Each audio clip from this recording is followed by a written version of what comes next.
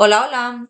Hoy voy a hablar de un libro que narra la historia de uno de los heroicos defensores del fuerte de El Álamo en San Antonio, Texas, en el contexto de la Revolución Tejana para su independencia de México.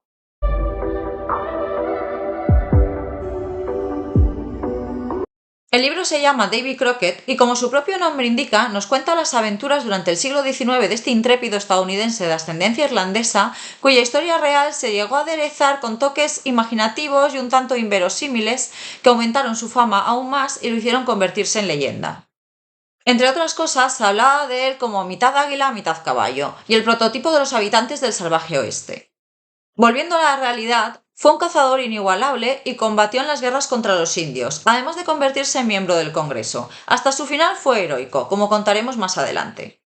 Se comienza por retratar al joven Davy, que ya desde que era un chavalín tenía un recio carácter que lo hacía un tanto indomable.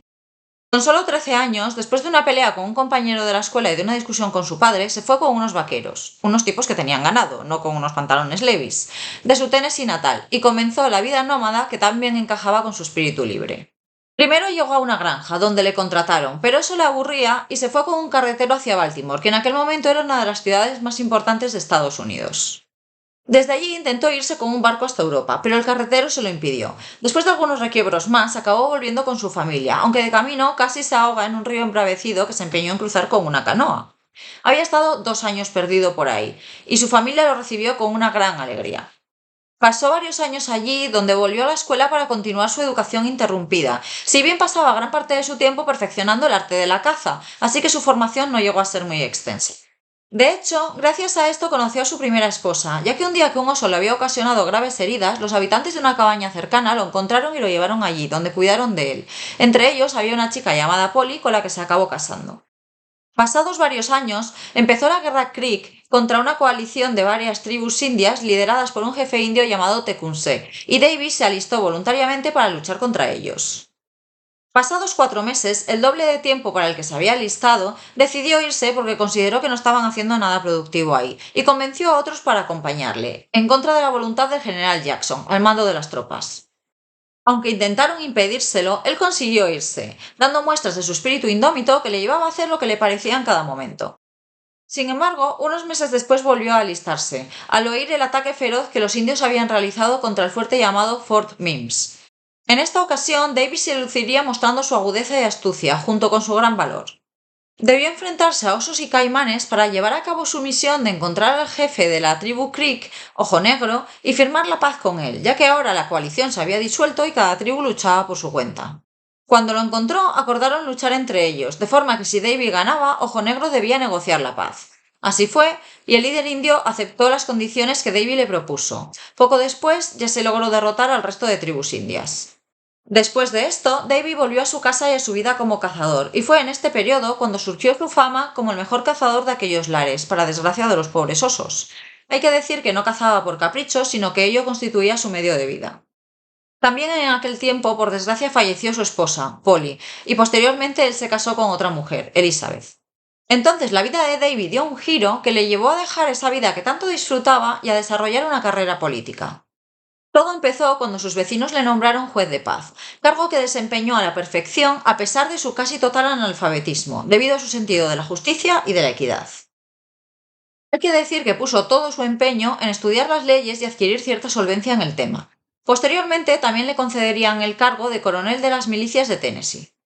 Y estos nombramientos, además de la buena fama que se había ganado por ayudar a cazar a los criminales que luego debía juzgar y de su orgullo patrio, le llevaron a acabar formando parte del cuerpo legislativo del estado de Tennessee.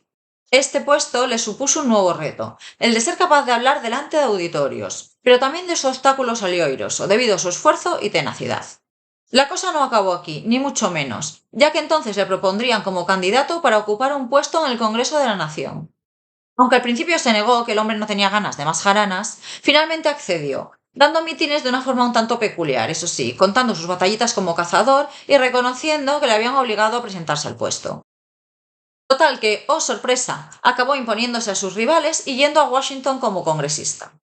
Una vez allí, se sentía como un pulpo en un garaje entre todos aquellos tipos que no paraban de armar lío en el Congreso sin hacer nada productivo. Hay cosas que no cambian. Y los que lo habían empujado a estar ahí le decían que precisamente porque él era un hombre honrado y diferente a los demás era por lo que debía permanecer ahí. para mostrar cómo debe comportarse un hombre de Estado. Estos también le pidieron que ayudase a los colonos, que se veían en dificultades para mantenerse en sus tierras, y él se comprometió a hacerlo, y lo consiguió después de mucho tiempo y esfuerzo. Por otro lado, defendió los derechos de los indios, que veían invadidas sus tierras por los buscadores de oro y quebrantados los tratados firmados con ellos después de las guerras de antaño. Rebelarse contra esta injusticia le costó perder la reelección, lo que le hizo abandonar la política y pensar en instalarse en Texas, que en aquel momento era parte de México, dejando a su familia temporalmente en Tennessee, y mientras tanto también tuvo tiempo de escribir sus memorias. De camino a San Antonio, que era la capital de Texas en aquel momento y era donde pensaba establecerse como granjero, se unió a otros que también deseaban ir allí por diversos motivos, y averiguó que estaba en marcha una revolución. Los colonos estadounidenses residentes en Texas, que eran muy numerosos, deseaban la independencia de México y la incorporación a Estados Unidos. Estaban apoyados también por algunos mexicanos, a los que les interesaba esa escisión de forma temporal para obtener sus fines políticos, pero sin tener ningún interés en incorporarse a Estados Unidos. En aquel momento, el fuerte de El Álamo había sido arrebatado a los mexicanos, pero el general Santa Anna, también presidente de México, estaba decidido a recuperarlo.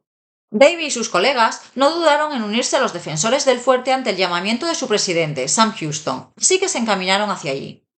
Encerrados en el fuerte se encontraban los escasos combatientes al mando del teniente coronel Travis, con provisiones y municiones para resistir un asedio, junto con otros combatientes mexicanos, unidos en la lucha aunque por diferentes causas.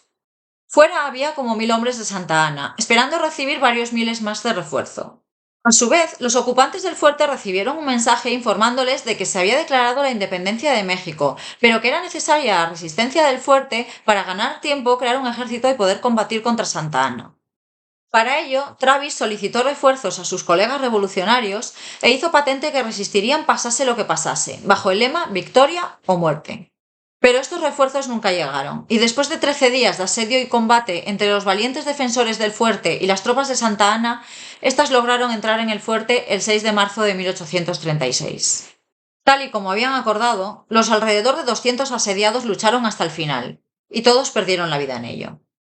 Como hemos visto, no era necesario inventarse nada para que Davy Crockett pasase a la historia como alguien extraordinario, pues su vida fue extremadamente interesante y llena de desafíos que consiguió superar uno tras otro, con un final heroico como pocos.